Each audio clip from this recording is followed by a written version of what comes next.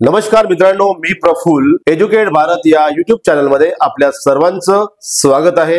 मित्रांनो, UDISE plus 2024-25 आता काही दिवसातच क्लोज होणार आहे आणि त्यानंतर पुढच्या 7 ते 8 दिवसानंतर युडॅस प्लस 2025-26 सुरू होणार आहे। मित्रांनो, युडॅस प्लस 24-25 जरी बंद होत असलं तरी काही गोष्टींमध्ये बदल करण्याचा अधिकार मुख्याध्यापक शिक्षक यांना आहेच। त्याचबरोबर तालुका स्तरावर काम करणारे डेटा एंट्री ऑपरेटर किंवा एमआयएस कोऑर्डिनेटर किंवा डिस्ट्रिक्ट लेवलला काम करणारे डिस्ट्रिक्ट कम्प्युटर प्रोग्रामर यांना काही बदल करता येतात। या सत्रामध्ये आपण शाळांचं स्क्रॅप रजिस्ट्रेशन केलेलं होतं, शाळांची स्क्रॅप मध्ये नोंदणी केलेली होती आणि त्याचबरोबर एप्रिल महिन्यामध्ये आपण महास्कूल GIS म्हणजे स्कूल मॅपिंगचं काम केलेलं आहे आणि या दोन्ही पोर्टल मध्ये आपण युडॅस प्लस चा डेटा वापरलेला होता। युडॅस प्लस मध्ये ज्या शिक्षक मुख्याध्यापक यांची नावं होती, त्यांचे मोबाईल नंबर होते, ते आपण वापरले होते आणि हे काम करत असताना एक मोठी अडचण निर्माण झालेली होती, कारण शिक्षकांच्या बदल्या झालेल्या आहेत, शिक्षकांचे प्रमोशन झालेले आहेत, काही शिक्षक रिटायर्ड झालेले आहेत, काही शिक्षक एक्सपायर झालेले आहेत आणि असं असतानाही अनेक शिक्षकांची नावं शाळेच्या पोर्टलवर आहेत, त्या पोर्टलवर त्यांचे मोबाईल नंबर आहेत, ईमेल आयडी आहेत आणि त्यामुळे मॅपिंग करत असताना किंवा स्क्रॅपचं रजिस्ट्रेशन करत असताना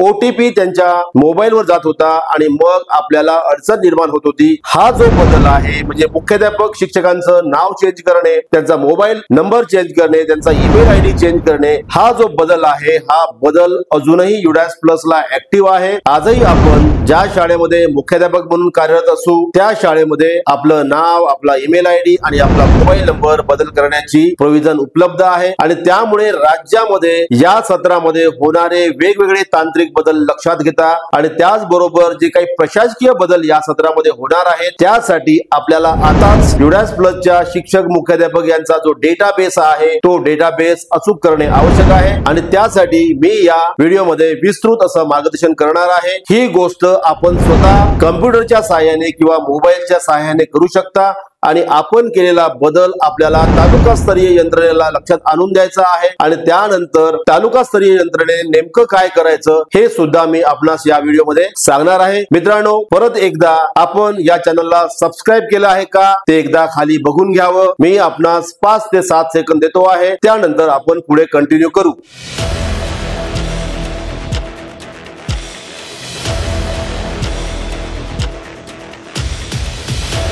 धन्यवाद। आपण निश्चितच या चॅनलला सबस्क्राईब केलेलं असेल आणि विनंती आहे की आपण या व्हिडिओला लाईक करावं, हा व्हिडिओ सर्वांना शेअर करावा आणि मित्रांनो, स्वतःची कामं स्वतः करायला शिका। त्यासाठी एज्युकेट भारतच्या माध्यमातून मी मदत करायला तयार आहे। तुम्ही पुढे या, मी पुढे येतो। तर चला मित्रांनो, आता आपण कम्प्युटर स्क्रीनवर जाऊ आणि मुख्याध्यापक शिक्षक यांचे नाव, मोबाईल नंबर कसे अपडेट करायचे ते जाणून घेऊया। Let's start. तर मित्रांनो, आता आपण कम्प्युटर स्क्रीनवर आहोत। सर्वात प्रथम आपल्याला गुगल क्रोम ओपन करायचा आहे। आपण कुठलाही ब्राउझर वापरू शकता।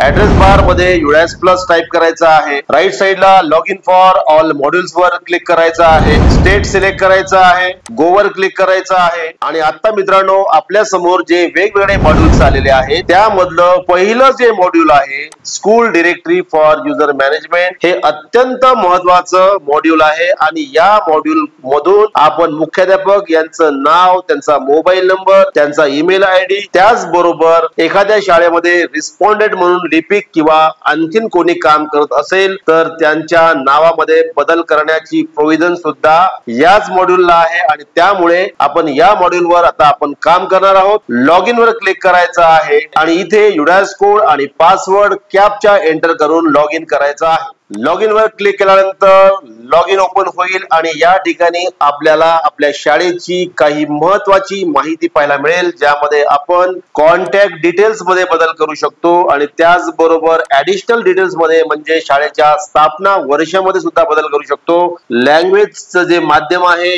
यामध्ये आपण बदल करू शकतो आणि त्याचबरोबर आपल्या शाळेचा जो लॅटिट्यूड आणि लॉंगिट्यूड आहे हे बदल सुद्धा आपण याच लॉग इन वर करू शकतो।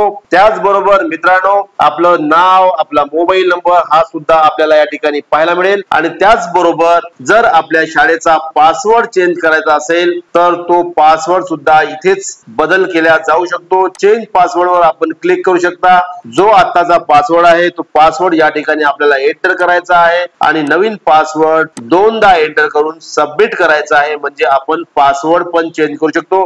परंतु मित्रांनो, आज आपल्याला मुख्याध्यापक यांचं नाव, त्यांचा मोबाईल नंबर आणि ईमेल आयडी चेंज करायचा आहे आणि त्यामुळे कॉन्टॅक्ट डिटेल्स मध्ये व्ह्यू वर आपल्याला क्लिक करायचं आहे। तिथे क्लिक केल्यानंतर आपल्या शाळेची काही माहिती डाव्या साईडला पाहायला मिळेल आणि उजव्या साईडला आपल्याला school contact and head school details पाहायला मिळेल। या ठिकाणी एडिट वर क्लिक करायचं आहे आणि इथे क्लिक केल्यानंतर जे कोणी आता मुख्याध्यापक असतील त्यांची जर माहिती अचूक असेल तर बदल करण्याची गरज नाही, परंतु जर माहितीमध्ये बदल असेल किंवा मुख्याध्यापक यांच्या नावात बदल असेल तर तो बदल आपण या ठिकाणी करू शकतो। त्याचबरोबर मित्रांनो, या ठिकाणी मुख्याध्यापक यांचं नाव टाकत असताना ते पूर्ण नाव टाका, त्यामध्ये शॉर्टकट टाकू नका किंवा अर्धवट नाव टाकू नका। आता बघा, या शाळेचे मुख्याध्यापक जे आहेत ते चेंज झालेले आहेत, त्यामुळे ते आपण इथे बदल करून घेऊ। मुख्याध्यापक यांचा मोबाईल नंबर या ठिकाणी एंटर करायचा आहे आणि त्यानंतर शाळेचा जो काही ईमेल आयडी असेल तो ईमेल आयडी आपल्याला या ठिकाणी एंटर करायचा आहे आणि शाळेचा ईमेल आयडी नसेल तर मुख्याध्यापक स्वतःचा ईमेल आयडी पण एंटर करू शकतात। हे केल्यानंतर आपण तर सेकंड पार्ट जो आहे ज्यामध्ये आपल्याला रिस्पॉन्डंट यांची इन्फॉर्मेशन भरायची असेल आणि आपल्या शाळेमध्ये जर कोणी रिस्पॉन्डंट नसेल तर एकदा या टिक वर आपल्याला क्लिक करायचं आहे, पुन्हा एकदा टिक करायचं आहे, म्हणजे मुख्याध्यापक यांची संपूर्ण माहिती खाली रिप्लेस होईल आणि त्यानंतर शाळेची इन्फॉर्मेशन आणि मुख्याध्यापक यांची इन्फॉर्मेशन जर सेम असेल तर परत एकदा या टिक वर आपल्याला क्लिक करायचं आहे आणि पुन्हा एकदा टिक केल्यानंतर सर्व इन्फॉर्मेशन या ठिकाणी येईल। इथे शाळेचा ईमेल आयडी आपल्याला एकदा एंटर करायचा आहे आणि मग अपडेट वर क्लिक करायचं आहे। आता बघा, संपूर्ण इन्फॉर्मेशन अपडेट झालेली आहे आणि यामध्ये जर पुन्हा काही बदल करायचा असेल तर आपण एडिट करू शकता।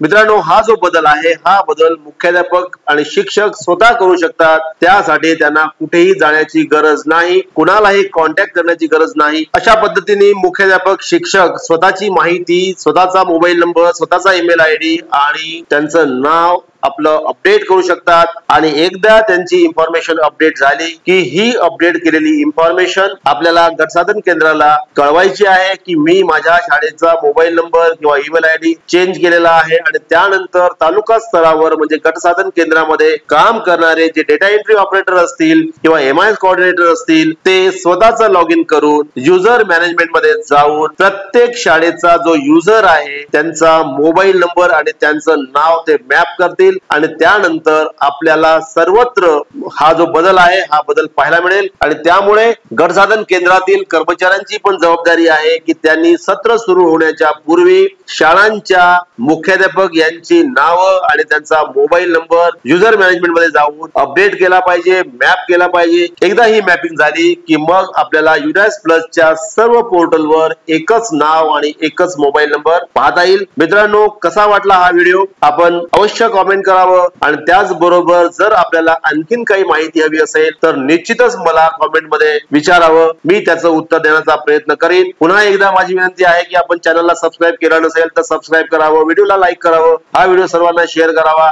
आणि कोणतीही अडचण असेल तर आपण कमेंट करावं। सर्वांना माझ्या खूप खूप शुभेच्छा। Thank you so much.